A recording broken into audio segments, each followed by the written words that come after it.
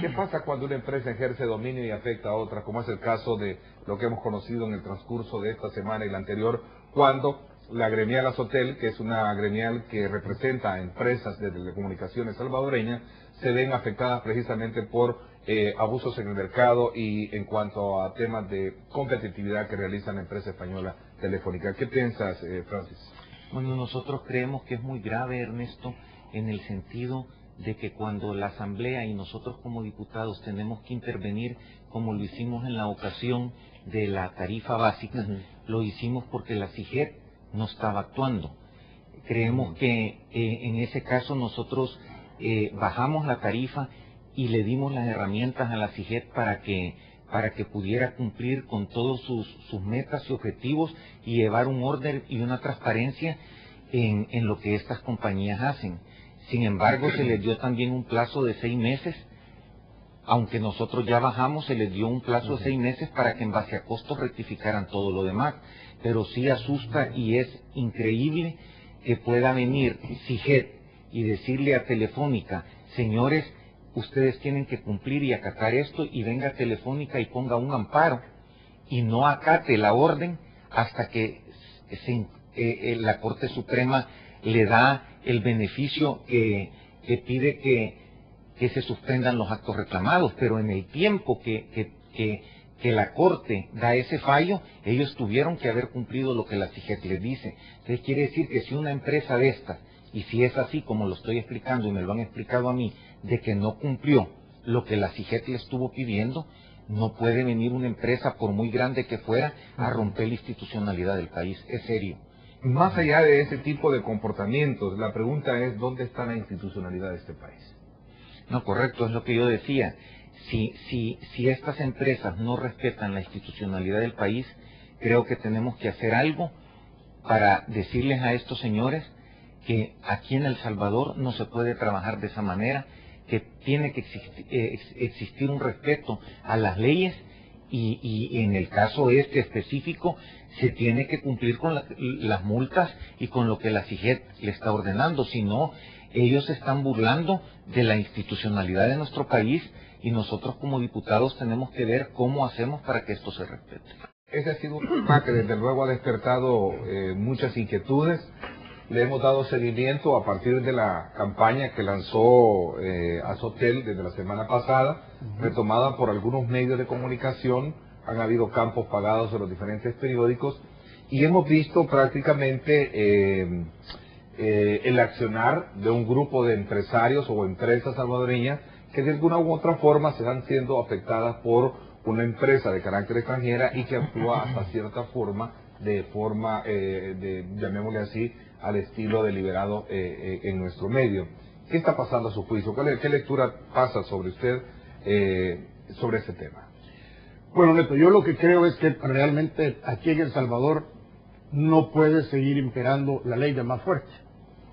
Y la forma de manejar eso es que se respeten, tal como decía Francis, que se respeten las instituciones. En primer lugar, aquí no puede haber una compañía telefónica que no respete lo que le está diciendo la CIGET. La CIGET es la superintendencia encargada por velar de que las cosas en cuanto a telecomunicaciones o comunicaciones en general se manejen de una manera debida. Desde el momento que se privatizó Antel, este servicio pasó a dársele a entidades privadas y esa fue la razón por la que se montó una superintendencia, precisamente para que no hubiera abusos. Entonces la superintendencia para mí está en la obligación de exigirle a esta compañía telefónica grande que cumpla con lo que la ley está diciendo. Hoy, en materia de violación al Estado, llamémosle así, a la institucionalidad misma del Estado, ¿es producto de una siembra que hicimos en el pasado? ¿Es lo que estamos cosechando ahora? Sí, es una situación de una institucionalidad débil. La CIGET es una institución débil, ¿verdad? Pero eso no es nuevo, porque en este país no se hacen las cosas de manera correcta, porque se privatizó el servicio y la CIGET casi naciendo en el mismo tiempo, la superintendencia de competencia lo mismo. O sea, ni siquiera la institucionalidad estaba desarrollada que iba a tutelar los intereses de las personas consumidoras y va a velar por la competencia en el mercado. O sea, aquí las cosas se han hecho de forma inadecuada. Lo que nosotros esperamos es de las nuevas autoridades, y les retomamos las palabras a los diputados y diputadas, que se adquieren un compromiso de verdad de país, es de crear una nueva ley de telecomunicaciones. Pero hasta donde yo entiendo, y solo para, y yo sé que también tú conoces muy bien el caso de la demanda que ha hecho Azotel contra Telefónica, Sí. hasta donde yo entiendo, el papel de la TIJET se ha quedado a media. Ellos han cumplido emitiendo ciertas resoluciones, Sí. ciertas multas. Lo que sucede es que no las han pagado en este caso Sí, Telefónica. pero aquí hay que aclarar algo. La responsabilidad es del fiscal general de la República. ¿Sí? Hay que preguntarle, Ernesto. Tú podrías irle a preguntar al fiscal general de la República por qué no actúa en ese sentido. Y no solo son las multas de las empresas telefónicas, Ernesto. Aquí están las multas también de las empresas distribuidoras de energía eléctrica, porque también se dan casos en ese sector. Y otra serie de multas. Lo que pasa es que constitucionalmente el encargado de velar por los intereses del Estado y el cumplimiento de las multas es la Fiscalía General de la República. ¿Qué hace el fiscal? Hay que preguntarle al licenciado Barahona qué está haciendo para que las empresas paguen las multas. No es, la FIGET emite una resolución, sanciona a Telefónica por prácticas, ¿verdad?, arbitrarias, etcétera, contra un operador. La Telefónica obviamente tiene un staff de abogados, acude a la Corte Suprema de Justicia. La Corte lo ampara a veces o no, o suspende el acto reclamado. La Corte, si la Corte da una resolución, y sí ha dado resolución en el sentido que no se puede hacer doble el cobro de interconexión y tiempo aire, eso sí ya lo declaró que no se puede hacer. ¿Qué pasa? Si las telefónicas queda esa sentencia firme, y es cosa juzgada, quien debe hacerla cumplir, que pague la multa, es la Fiscalía General de la República.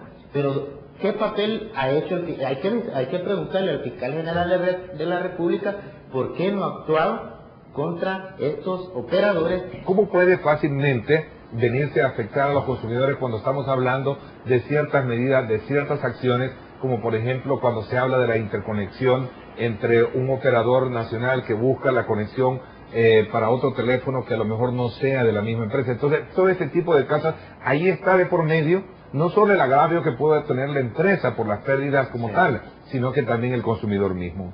Sí, aquí, Ernesto, y tú has tocado un elemento bien importante, y lo que sucede, y hay que aclararle a los ciudadanos y ciudadanas, que con la reforma del artículo 8 no basta, no es suficiente, ese es mínimo la solución que se está buscando. Y tú has tocado la situación de la interconexión. Ernesto, esto, según la ley, eso es un acuerdo entre privados, y ellos pueden establecer las condiciones que deseen, pero esto viene a afectar la tarifa que yo como usuario pago a la hora de llamar un fijo o de llamar de un móvil a otro móvil de otra empresa. ¿Por qué, Ernesto? Porque al final el cargo de interconexión yo como usuario lo termino pagando. Inclusive esto puede ser utilizado para sacar del mercado a un operador. Y te voy a poner el ejemplo así de sencillo.